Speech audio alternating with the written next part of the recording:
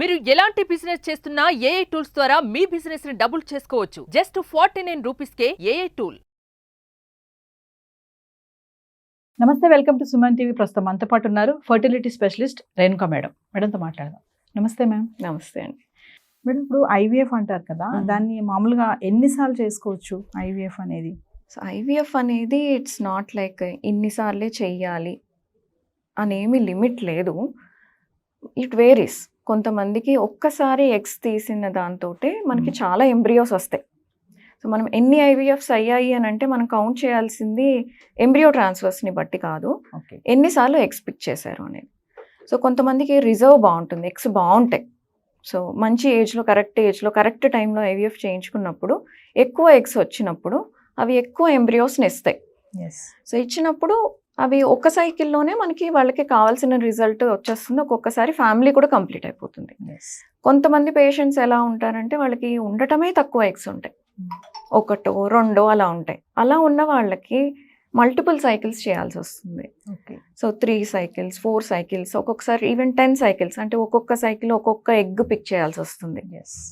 Egg reserve బాగున్న వాళ్ళకి, egg count బాగున్న వాళ్ళకి ఒక్క సింగిల్ సైకిల్లోనే అన్నీ వచ్చేస్తాయి. ఇలా తక్కువ ఉన్న వాళ్ళకి ఏంటంటే ఒక్కొక్కటి చేయాలి కాబట్టి మల్టిపుల్ టైమ్స్ చేయాల్సి వస్తుంది. సో లిమిట్ అంటూ ఏమీ లేదు, ఇన్నిసార్లు చేయాలి అది. మెయిన్ లిమిటింగ్ ఫ్యాక్టర్ ఏంటంటే ఐవీఎఫ్లో కాస్ట్. సో సైడ్ ఎఫెక్ట్స్ పరంగా చూసుకుంటే అంత మేజర్ సైడ్ ఎఫెక్ట్స్ ఏమీ ఉండవు.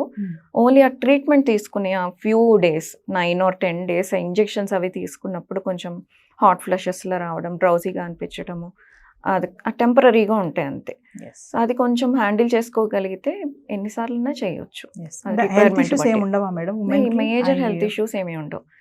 అంటే మీకు ఒక చిన్న ఎగ్జాంపుల్ చెప్తాను. ఐవీఎఫ్ అనేది మ్యారేజ్ అయిన వాళ్ళకి, పిల్లలు కావాలనుకునే వాళ్ళకే కాదు, కొంతమందికి క్యాన్సర్స్ వస్తాయి.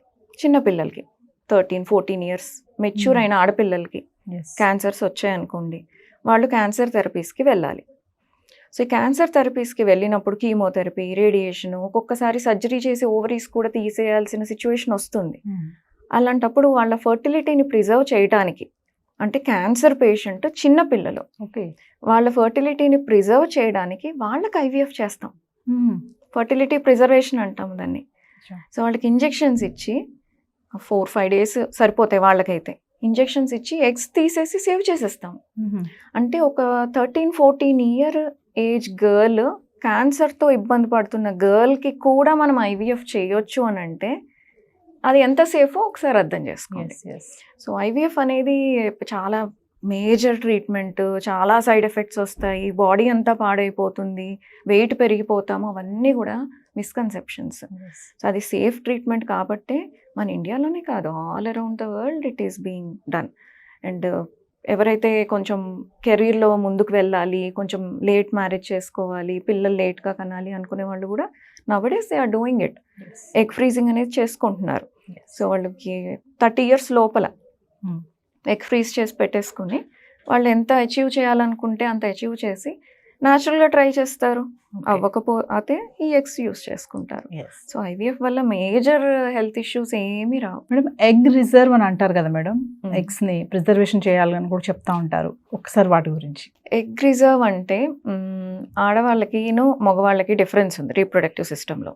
We have to accept it. ఎంత ఉమెన్ ఎంపవర్మెంట్ అది ఇదని మాట్లాడుకున్నా బయలాజికల్గా we are different. Men and women are different.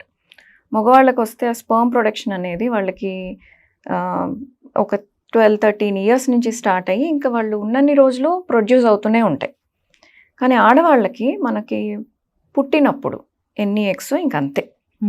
So మనం ఒక ఆడపిల్ల పుట్టినప్పుడు వాళ్ళకి అరౌండ్ 2 to 3 million ఎగ్స్ ఉంటాయి రెగ్యులర్గా, కామన్గా 2 to 3 million. ఒక 12 or 13 years అంటే వాళ్ళు మెచ్యూర్ అయ్యే ఏజ్కి వచ్చేసరికి ఆ 2 to 3 million కాస్త 2 to 3 lakhs అవుతాయి.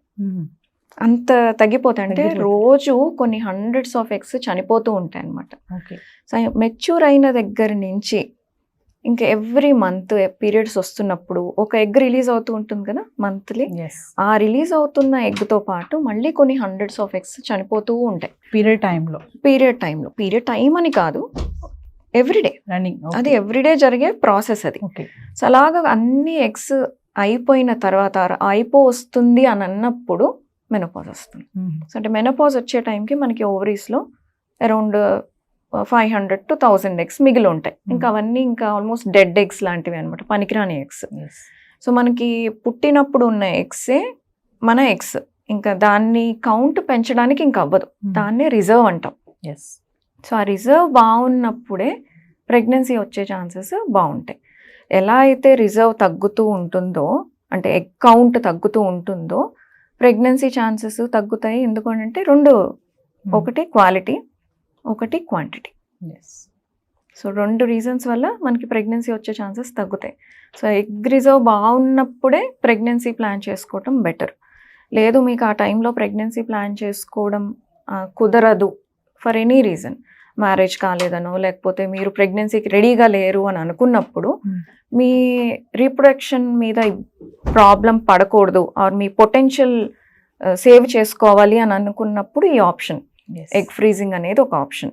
సో ఇప్పుడు ఆడవాళ్ళు కూడా కెరీర్లో చాలా ముందుకు వెళ్ళాలి అని లేట్గా మ్యారేజ్ చేసుకోవడం అది జరుగుతుంది. మ్యారేజ్ చేసుకున్న పిల్లల్ని పోస్ట్పోన్ చేసుకుంటున్నారు, అది కూడా చాలా రీజన్స్ ఉన్నాయి. అంటే పార్ట్నర్తో అడ్జస్ట్ అవ్వడానికి టైం కావాలనో లేకపోతే ఇంకొంచెం కెరీర్లో ముందుకు వెళ్ళాలనో, ఈ రీజన్స్ వల్ల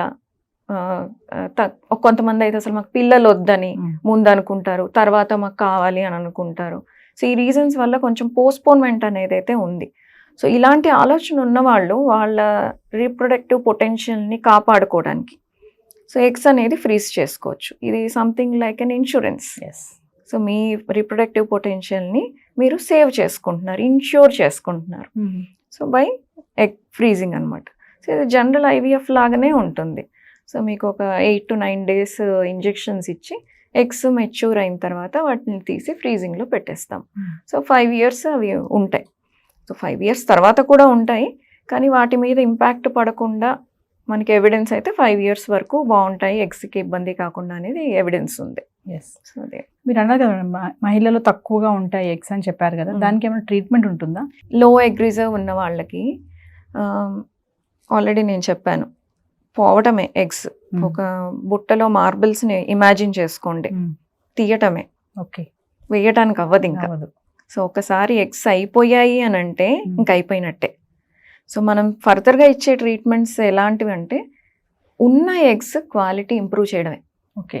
అంతేకాని కొత్త ఎగ్స్ పుట్టించేలాగా ఇంకా టెక్నిక్స్ కానివ్వండి, టెక్నాలజీ కానివ్వండి ఇంకా డెవలప్ కాలే. సో ఎగ్స్ పెరిగేలాగా ట్రీట్మెంట్స్ అయితే ఇప్పుడు లేవు. కొన్ని మెడిసిన్స్ ఉంటాయి, అంటే మనము IVFకో IUIO చేసేటప్పుడు ఆ పర్టికులర్ మంత్లో ఒక 2-3 ఎగ్స్ గ్రోత్ ఫేస్లో రావటానికి ఒక 6 to 8 weeks మెడిసిన్స్ ఉంటాయి. అవి టెంపరీ ఎఫెక్ట్, ఆ ట్రీట్మెంట్ అయ్యేంత వరకు ఉంటుంది ఎఫెక్ట్, తర్వాత అది వేన్ ఆఫ్ అయిపోతుంది. సో అంతవరకే ఉంది మెడికేషన్. కొన్ని ఇంకా ఎక్స్పెరిమెంటల్ స్టేజ్లో ఉన్నాయి.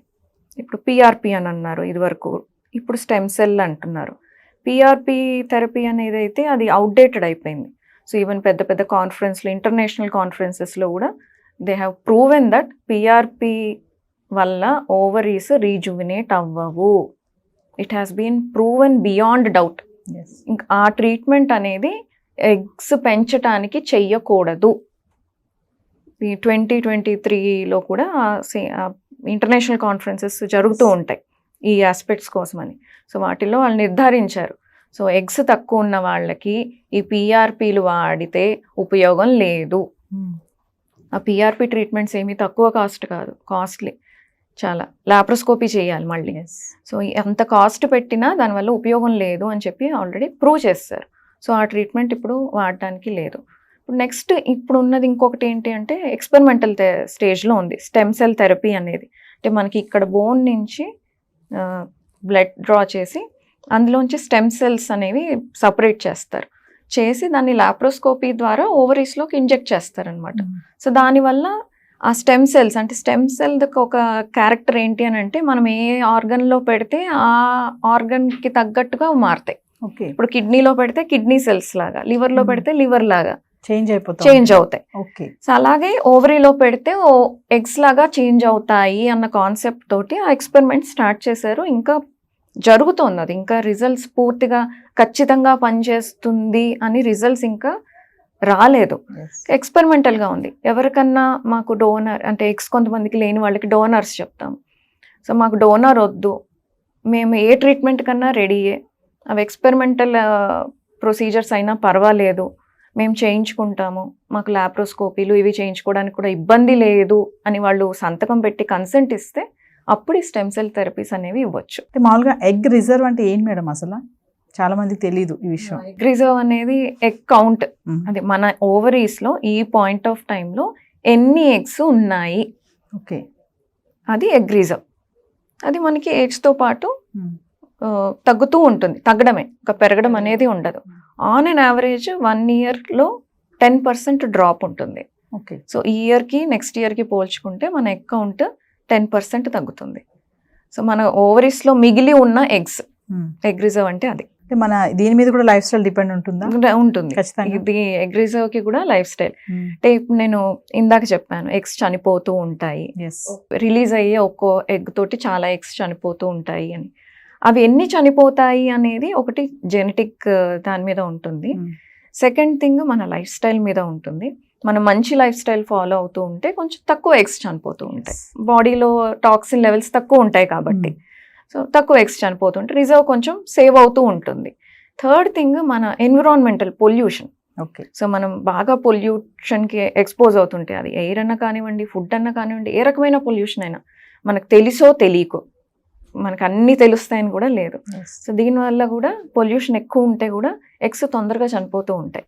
సో అది ఈ మధ్య మేము మళ్ళీ చూస్తున్నాం, కొంచెం ఏజ్కి తగ్గట్టుగా ఎగ్ రిజర్వ్ ఉండట్ల. ఫైనల్ గా మేడం, ఎగ్స్ అప్పుడప్పుడు గడ్డ కడతాయని కూడా అంటా ఉంటారు కదా, దానికి ఏమైనా ట్రీట్మెంట్ ఉంటుందా? అంటే వాటిని హెమరేజిక్ సిస్ట్ అంటారు. అది హెమరేజిక్ సిస్ట్లు అనేది వస్తూ ఉంటాయి, పోతూ ఉంటాయి. అది అసలు దానికి ట్రీట్మెంట్ కూడా అవసరం లేదు. సో ఎగ్ రిలీజ్ అయ్యేటప్పుడు ఫాలికల్ అంటాం దాన్ని, మంచి వాస్కులారిటీ ఉంటుంది అనమాట. ఎగ్ పెరగటానికి బ్లడ్ సప్లై కోసం అని చెప్పి మంచి చుట్టూతంతా బ్లడ్ వెజల్స్తో సరౌండ్ అయ్యి ఉంటుంది, ఓకే. నరిష్మెంట్ కోసం ఆ ఎగ్కి. సో ఆ బబుల్ పగులుతుంది, పగిలి ఎగ్ బయటకు రావాలి. ఆ బర్స్ట్ అయ్యే ప్రాసెస్లో అంటే ఓవులేషన్, Yes. ఆ ఓవులేషన్ అయ్యే ప్రాసెస్లో ఒక్కొక్కసారి దాని మీద ఉండే చిన్న నరం ఏదన్నా బ్రేక్ అయితే ఆ ఫాలికల్ అనేది బ్లడ్తో ఫిల్ అయిపోతుంది అనమాట. ఫిల్ అయ్యి కొంచెం నొప్పి రావటం, ఇబ్బంది అనిపించడం అది ఉంటుంది. ఎప్పుడైనా అదే టైంలో పొరపాటున స్కానింగ్ చేస్తే మనకు అలా బ్లడ్ క్లాట్ అయినట్టు కనపడుతుంది. అది మళ్ళీ నెక్స్ట్ మంత్ చూస్తే పోతుంది. Mm. సో దానికి అసలు ఎటువంటి యాక్టివ్ ట్రీట్మెంట్ అక్కర్లేదు. ఏదైనా పెయిన్ ఉంది, ఇబ్బంది ఉంది, లేకపోతే పొట్టలో బాగా బ్లడ్ కలెక్ట్ అయిపోయింది అంటే, కొంచెం పెద్ద నరం Yeah. కట్ అయితే ఎక్కువ బ్లడ్ Blood. పూల్ అవుతుంది, ఏదైనా బీపీ డౌన్ అవుతుంది, ఇలాంటి సిచ్యువేషన్స్లోనే ట్రీట్మెంట్ అవసరం. Yes. Otherwise 99% of the times వాటికి అసలు ట్రీట్మెంట్ అక్కర్లేదు. Awesome. Thank you, ma'am.